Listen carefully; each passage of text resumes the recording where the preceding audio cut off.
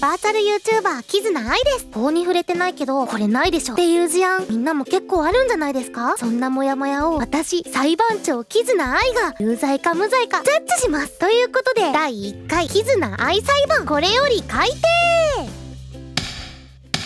まずはこちらの事件です。16歳男子高校生のエジソンです。自室のパソコンの前でとても大切な日課の作業をしていると、母が突然ノックもなく扉を開けてきました。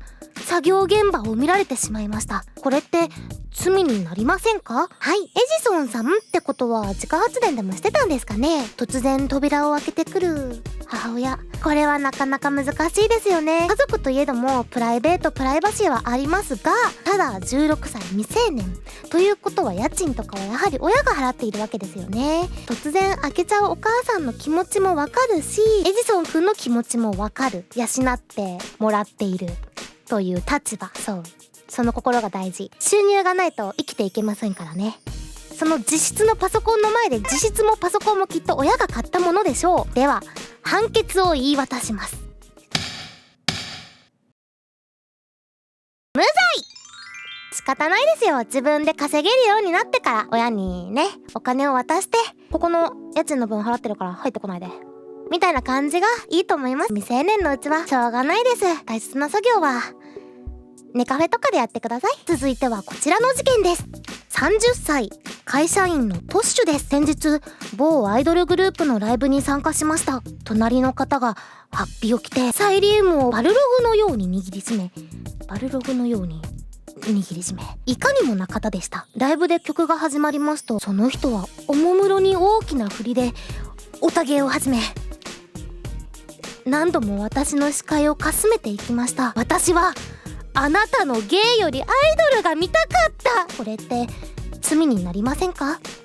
もうこれはね深刻な問題ですよ。いや、ライブの楽しみ方って人それぞれでいいと思うんですよ。オタ芸コールをする人もいれば、こうって見てる人もいれば、いろんなあり方があると思うんですね。ただ他の見に来てる人の迷惑になるようなことは良くないと思うんです。そう、あれはゆいかおりのライブを見に行った時のことでした。まず T シャツが違うんですよ。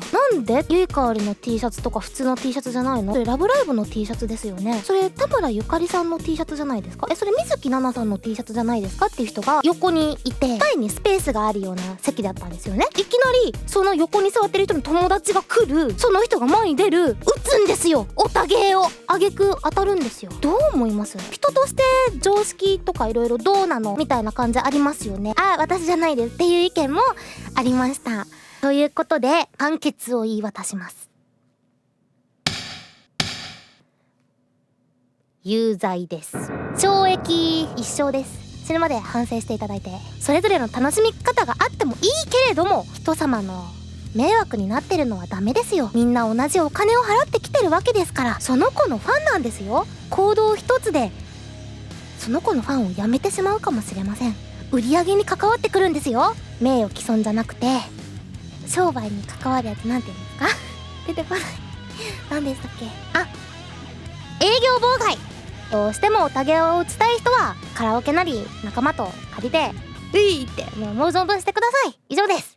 最後はこちらの事件です。24歳フリーターのサナです。私にはハマっているゲームがあるのですが、先日私の一番推している子が最高レアカードで登場したのですが、今月はお金がなくてその子をお迎えできそうにありません。こんな私は罪人でしょうか？いやー、推しキャラのいいカードが来るのは嬉しいですよね。待ってた、来たこれみたいなね。ただ絶対出るわけじゃありませんから、自分の予算で引けるかどうかっていう不安。回せば出ますが、回さなければ一生出ないわけですよ。お金を使うのももちろんそうですけど、無料のログインボーナスとかあるわけじゃないですか。やっぱり推しのためにそれを貯めておくべきだと思うんですよ。そこの時点でまず愛が足りない。そしてやっぱいつか来るわけですから、そこまで好きなのであればその子のガチャのための貯金をしなければいけないわけですね。お金がないなんて言語道断ですよ。ただやっぱりね、リアルの生活もありますからね。では判決を言い渡します。無罪。これは人それぞれの価値観ですから罪にするあれじゃないと思いますよ。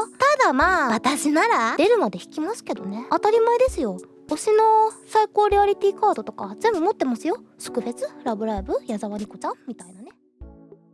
本日3件の事案がジャッジされました。皆さんも私にジャッジしてほしい事案があったらホームページのお問い合わせメールに送ってください。私裁判長キズナアイが有罪か無罪か判決を言い渡す。それでは本日のキズナアイ裁判はこれにて閉廷。